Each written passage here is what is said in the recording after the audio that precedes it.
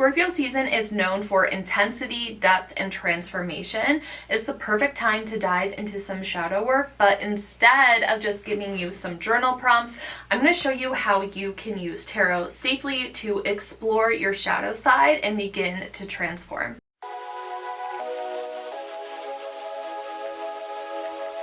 What is up, everyone? Welcome back to my channel. If you are new here, welcome. My name is Meg. This is Moon Magic Spirit, and Scorpio season is here, my friends. And with that comes one of the most powerful invitations of the year to go inward, confront your shadows, and transform what's been holding you back. And tarot is your perfect little sidekick bestie because it is a supportive tool that is going to guide you through this work. And now we've entered Scorpio season, and Scorpio rules transformation, endings, death, rebirth, emotional depth, and power. It asks us to shed skin, to release, to regenerate, all the spooky season things, but shadow work doesn't have to be spooky. It's not about judgment or self-judgment or self-criticism. It's about self-awareness and integration. And tarot is going to give us the perfect tool, the perfect structure to explore these themes without getting lost in the dark. Because when you sit down with your cards, you're sitting down with an intention. You're not just aimlessly wandering around the void. You're creating this space of inquiry. There's a purpose here. It's your little flashlight in the dark, so you're not in this tunnel wondering which way, how do I get out of here? I feel stuck, I feel trapped. Tarot is here to have that path guided for you. Tarot creates a container. It creates this safe space because every card becomes a prompt, a reflection, a doorway for you to step through, a portal. So instead of feeling directionless, you're being guided. And that makes this work feel grounded, supported, and actually transformative. So let's go ahead and walk through a tarot spread that you can try right now to work on some shadow work. This is going to be a simple 4-card spread designed for Scorpio season and shadow work in mind. If you're watching this video and it's no longer Scorpio season, you just need to replace the third prompt with whatever season we're in. The spread will work year-round. It's just specifically catered to this time in the liminal space.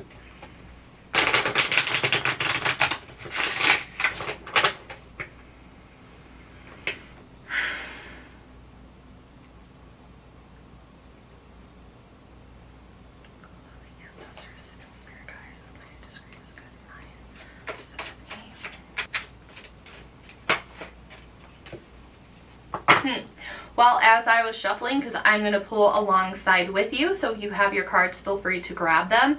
And as I was setting the intention for my reading, I just said what needs to be brought to light was like something that I was just thinking, and the Hermit popped out, which is very much a tank, right? Because we're talking about tarot being that lantern, that guide in the dark. The Hermit's at the top of the mountain. The Hermit is there to guide you through the treacherous path, to guide you up the dark, cold mountain, because there's snow in this card. But he's holding that lantern that is the guiding light, so it's like this tool. And it's also very tank because the Hermit is all about exploring inside of you, getting in, going inward. Everything I've been talking about in this video, it's very much like go inward to find the answers. So this is a very literal card to be pulling right now before we even get into the spread. I had to share that insight with you. I'm not really going to go into the inside of the cards that I pull. I just thought it would be fun for us to do together. So what you can do is save this video for later or take a screenshot of the description box of the cards. I also will have a PDF of the spread linked down below that's free for you to grab. Be sure to check out the description box for that. So we're going to think about what's hidden in my shadow right now. That's the first card.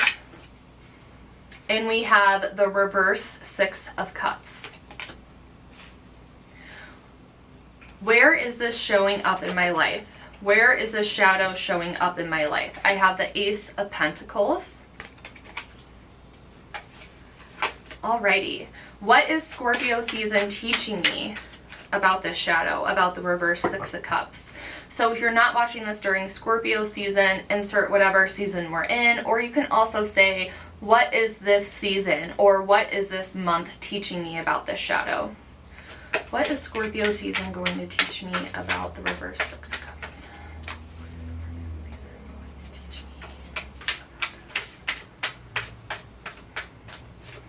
I'm already getting some inner child healing in relation to the passing of my dad. So we have the Six of Wands here for what is Scorpio season teaching me about this shadow. Very interesting. And then lastly, how can I transform and integrate this energy?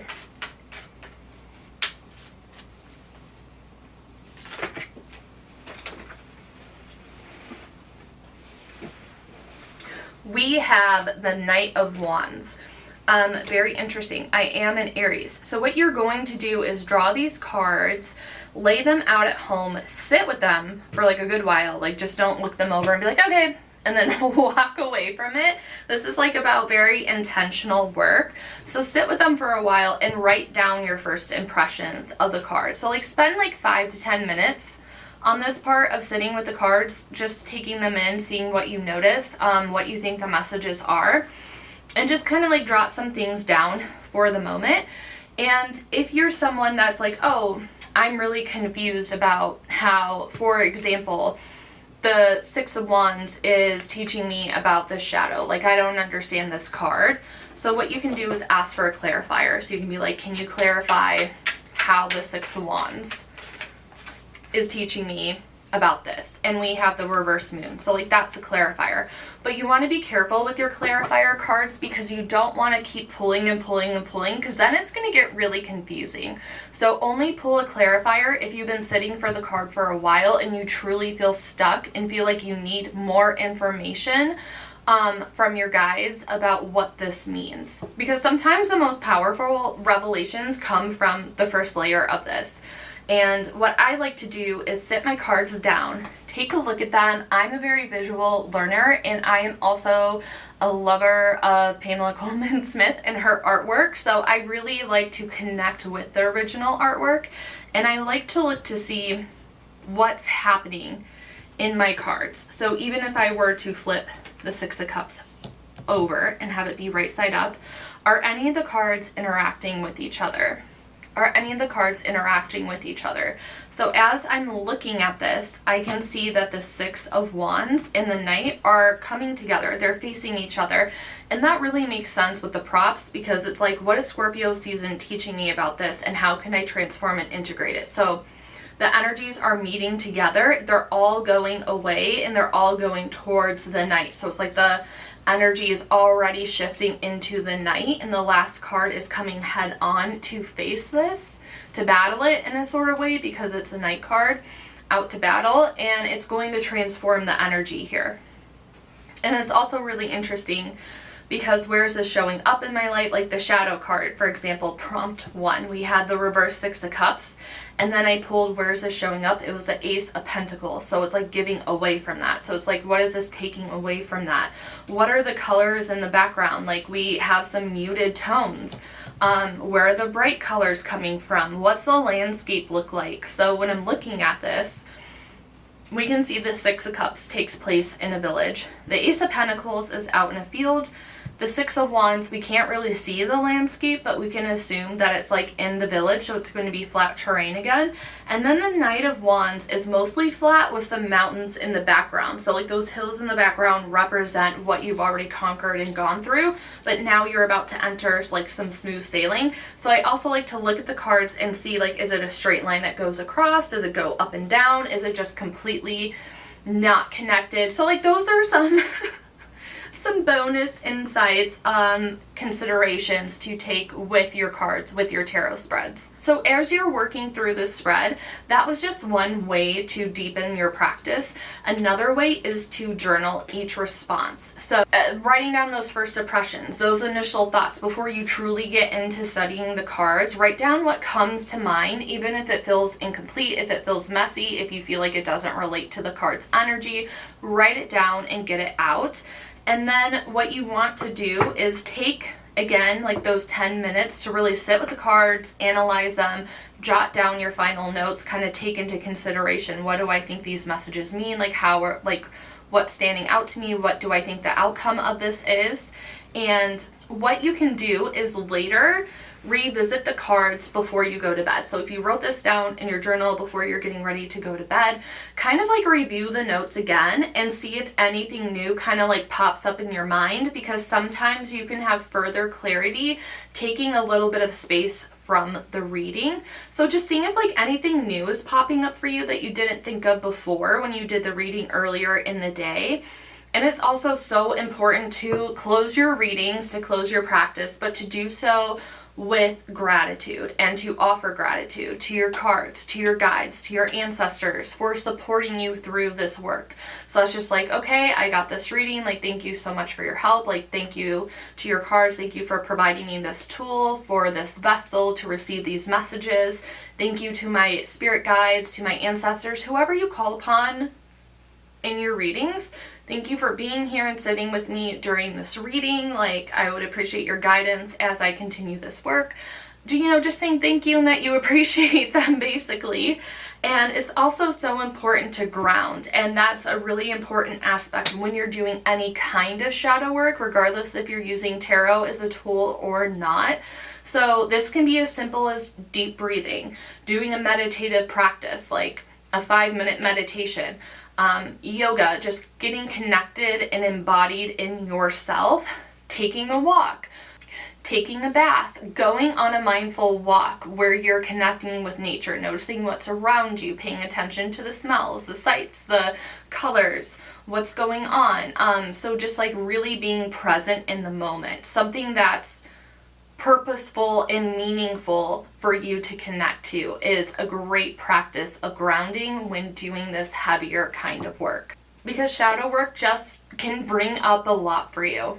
It just can. So it's important to end the practice with gratitude and grounding afterwards. And if you would like to learn more about Scorpio season, I have a video linked up here for you to check out. And a side note, if you're also interested in learning more about other practices around this time of year, we do have Samhain coming up on October 31st, and I have a video all about that linked up above as well. You can find all these videos here on my channel. So if you're ready to embrace the transformative energy this Scorpio season, try this spread yourself and tell me in the comments like what came up for you.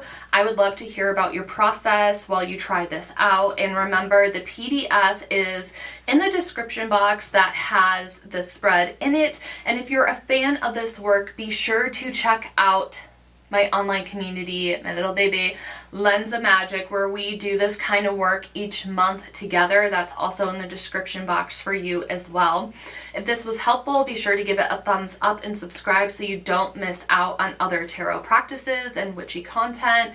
And be sure to check out my Substack and Instagram for extra journaling prompts, tarot spreads, more of this work.